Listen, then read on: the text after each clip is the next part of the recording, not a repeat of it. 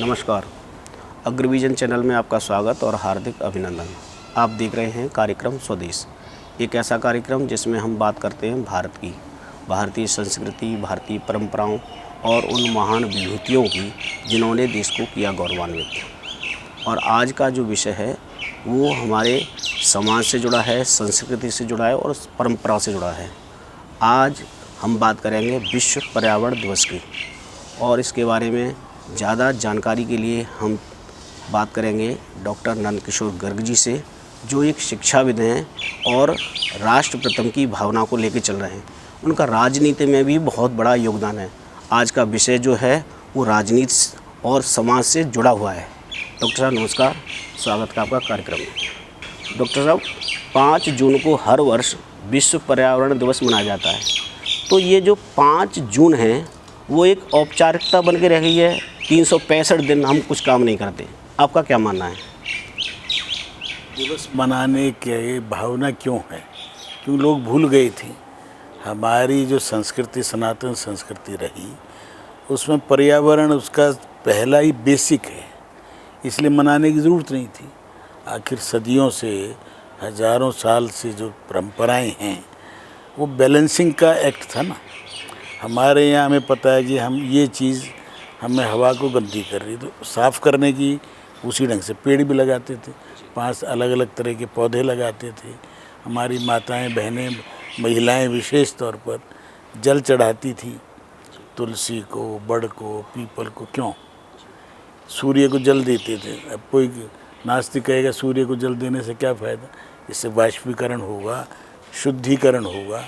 यज्ञ करते थे घर घर में, दोनों समय करते थे, तो यज्ञ से वातावरण भी शुद्ध होता है, मन भी शुद्ध होता है। हमने एक बैलेंसिंग काम थे हमारे। तालाब में नहा के आए तो निकलते समय हम उसमें एक मुट्ठी में थोड़ा सा मिट्टी ले आए। क्यों?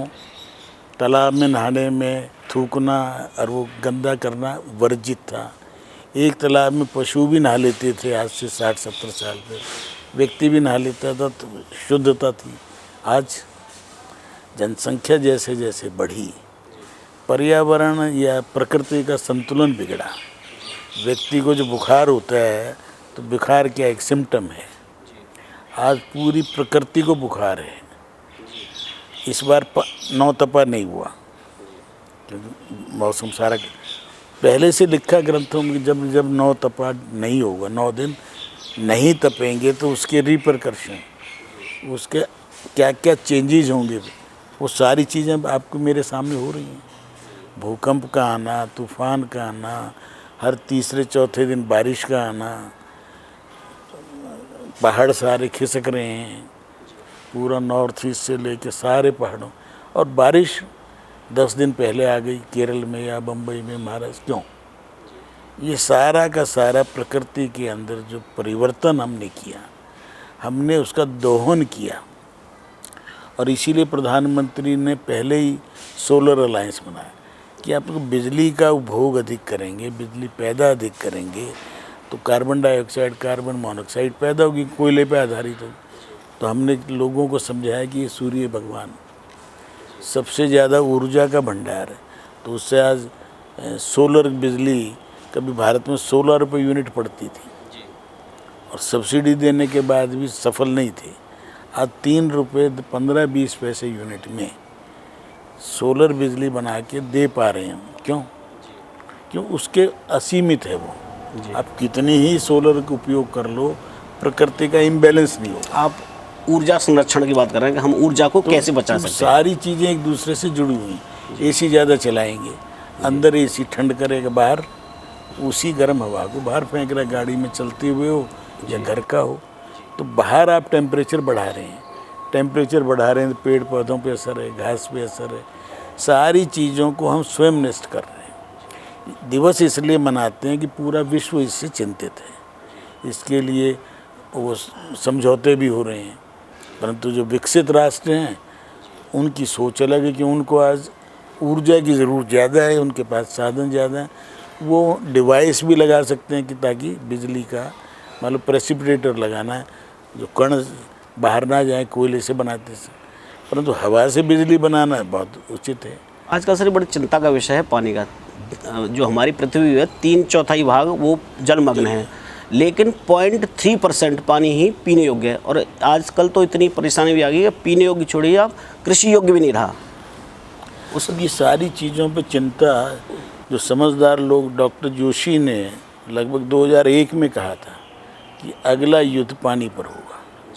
आज जब देख लो ना, सिंधु जल समझौता हमने जब से स्थगित किया तो पाकिस्तान की चिंताएं बढ़ गई, हाहाकार बढ़ गई, क्योंकि नदियों को हमने दूषित भी कर दिया, नदियों के ऊपर बांध ज़्यादा बना दिए, नदियों का नेचुरल बहाव यमुना वजीराबाद के बाद आज देखने योग्य भी नहीं, पीने की योग्य और नहाने की तो बहुत दूर।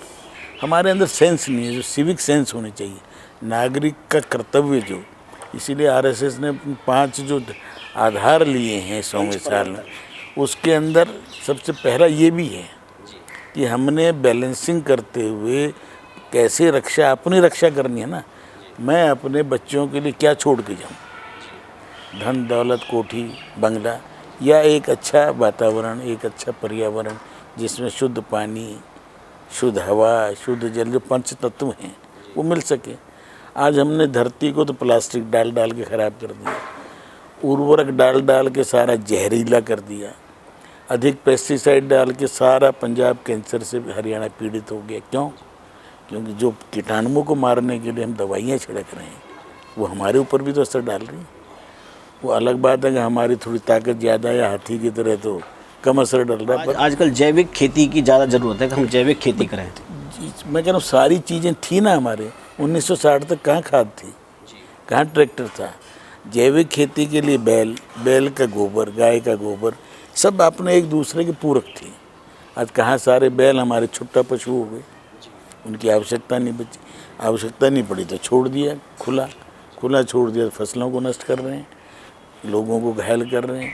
आपने प्लास्टिक की बात करी है, 2040 तक प्लास्टिक को ख़त्म करने की बात, कोरिया इस बार होस्ट है पर्यावरण दिवस का, तो उन्होंने कहा 2040 तक प्लास्टिक ख़त्म हो जाएगी। यह संभव है?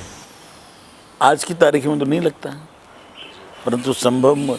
जिस देश में कागज़ फेंकना, कूड़ा फेंकना 2014 से पहले मैं भी फेंकता था, गाड़ी में चलते चलते मूँगफली खाई फेंकी, आज क्यों कुछ लग गया? मोदी जी ने उसको एज मिशन लिया और लोगों को खुले में शौचालय, कितना बड़ा काम था, 60-70 करोड़ लोगों के लिए व्यवस्थाएं करना होगी ना। करना चाहें और लोगों को जागरूक करें तो सब कुछ हो सकता है, और जागरूक होना ही पड़ेगा लोगों को। जो ज़्यादा पढ़े लिखे हो गए उनकी तो संतति नहीं हो रही, अब 25, 26, 23, 30 साल की शादियां हो रही हैं, बच्चे पैदा नहीं हो रहे, तो सारा ही इम्बैलेंस हो जाएगा। जापान में एजिंग हो गई तो आज उनको बाहर से लोग लाने पड़ेंगे जापान को चलाने के लिए। क्यों? अभी हमारे पास 3 तो वो आ चुके समझौते, 2 हो गए कि आप हमें जापानी पढ़ा के भेजो लोगों को, हमारी तो इंडस्ट्री कौन चलाएगा, व्यापार कौन चलाएगा। ये पूरे विश्व में बहुत बड़ा संकट है। एक तरफ आबादी बढ़ाने का, इस्लाम के नाम पर कट्टरवाद का एक अभियान चल रहा है, दूसरी तरफ उनकी ओरिजिनल आबादी, यूरोप में यही संकट है, न्यूजीलैंड में, ऑस्ट्रेलिया में, भारत के शहरों में एक बहुत विषम परिस्थितियां हैं। और सब विषम परिस्थितियों में सम करने का एक ही तरीका है, हम सरल जीवन जिए, ज़्यादा तड़क भड़क का ना जिए। एक आदमी कितना क्रीम पाउडर और बालों को लगाता, सारा जल में जा रहा है। कितने हम केमिकल को छोड़ रहे हैं, शेविंग और टूथब्रश से लेकर। मैं भी नीम की दातन कर रहा था तो मैं वातावरण को ख़राब नहीं किया, और वही घर पे आगे करो तो कितना तो पानी खुला रहता है, जब हम पानी वेस्ट हो रहा है। पुराने संसाधनों पे दोबारा से हमें आना पड़ेगा। हमें प्रकृति से प्रेम करते हुए, उसको माँ समझते हुए, उसके प्रति आदर भाव रखते हुए बच्चों को ये शिक्षा दें, स्कूलों में, कॉलेजेस में, जो क्लबों में। पर्यावरण का अर्थ तो समझे पहले, और अपने वातावरण को ठीक ठाक रखना, अनुकूल रखना ही पर्यावरण है। पर्यावरण वही है जो हम जिस परिवेश में रह रहे हैं उसको साफ सुथरा रखें। इसलिए बिल्कुल मैं ये नहीं कह रहा कि हम हज़ारों साल पहले जंगलों में रहते थे वैसे रहें, परंतु मिट्टी का प्रयोग करते थे, नीचे का फर्श भी होता था, आज कुछ बचा ही नहीं। आजकल वृक्ष जो है काटे जा रहे हैं, हम वृक्षारोपण नहीं कर रहे हैं। इसमें एक अच्छा काम हो सकता है, हम वृक्षारोपण करें। जैसे प्रधानमंत्री जी ने कहा है, एक पेड़ माँ के नाम, तो हमको जो पेड़ लगाने चाहिए और उनका संरक्षण भी करना चाहिए। इस देश में आदेश करते हैं, पेड़ काटने पे सुप्रीम कोर्ट ने पाबंदी लगाई। आज भारत के अंदर जितनी मकान बनाने में, फर्नीचर में लकड़ी सारी इंपोर्टेड है, तो कितना पैसा बाहर जा रहा है। यदि हम पहले ही इस ढंग से चलते या आज भी चलें कि उतने पेड़ लगाएं जितनी मुझे आवश्यकता है, तो जमीन की तो कोई कमी नहीं है। हमारे सारे पहाड़ गंजे हो गए। अभी मैं भूटान गया, वहाँ पर्यावरण पूरा सुरक्षित है। पॉजिटिव कंट्रीब्यूशन है उनका 3 देशों का वर्ल्ड में। जो जितना गंदा करते हैं उससे ज़्यादा शुद्ध करते हैं, उनमें जापान, भूटान भी है। बड़ी अच्छी बात है। 6-7 लाख की आबादी है, पानी भी शुद्ध है, हवा भी शुद्ध है, वहाँ खाना पीना भी पचता है लोगों को, घूमते हैं, ऑक्सीजन की कोई कमी नहीं। तो भारत में भी आज भी पहाड़ सुरक्षित थे। विकास के नाम पर हम ज़्यादा सड़कें बना रहे हैं, ज़्यादा टनल बना रहे हैं, तो फिर वो गड़बड़ हो रही है। आप शिक्षाविद हैं सर, आप कई इंस्टीट्यूट चला रहे हैं। आज आपका एक नर्सरी से लेके और यूनिवर्सिटी तक आपका उसमें योगदान है। तो आपके कॉलेज में हवन होता है, उसमें आता है कि लाभकारी हो हवन हर जीवधारी के लिए। दूसरा एक वृक्षारोपण, तो वृक्षारोपण भी आपके कॉलेज में होता है। तो इस पर कोई ऐसी कोई योजना हो सकती है कि वो जो वृक्षारोपण है उसको आगे उसका संरक्षण भी लोग करें, जो इस विद्यार्थी हैं। देश की जो ब्यूरोक्रेसी है, मान लो हमने डीडी से 3 एकड़ ज़मीन 30 मीटर चौड़ी है, वो 2 तरफ ली। उसके अंदर लगभग 50,000 पेड़ लगाए, स्टूडेंट से लगवाए, टीचर ने लगाए। और आज जो सड़क के ऊपर धुआं उड़ता है वो नहीं आ रहा अंदर। हमने कहा कि हमारी पूरी बेल्ट लंबी दे दो डीडीए की, हम लगा देते हैं, खर्चा हम कर रहे हैं। पर ब्यूरोक्रेसी क्या, 3 एकड़ में भी तंग करने की ज़्यादा चेष्टा रही। अब उसके अंदर आपने कुछ ऐसी चीज़ें लगा दी जो थोड़ी उपयोग वाली, उस पर आगे डीडीए के हॉर्टिकल्चर वाले तोड़ गए। अगर कहीं आपके जामुन का पेड़ भी है उसमें, या कुछ नींबू का भी है, उसको कमर्शियल मान के, रेशो तो देखो भाई। अगर 10,000 पेड़ में 10 पेड़ हैं तो वो कमर्शियल हो गई क्या? आज 3 एकड़ को मेंटेन करने के लिए हमारा लगभग साल का 10 लाख रुपए खर्च होता है, और सरकार उसको ना मेंटेन कर पाती है और उसके लिए 40 लाख लगाई। तो इन्वॉल्व करो सभा सोसाइटियों को, समाज को, RWAs को। हमने शुरू किया था, मैं कॉरपोरेशन मेंबर था, कि 10,000 रुपये पर एकड़ हम देंगे, लोग मेंटेन करो, पार्कों को अडॉप्ट करो। अब स्कीमें बन सकती हैं पर लंबी चलें।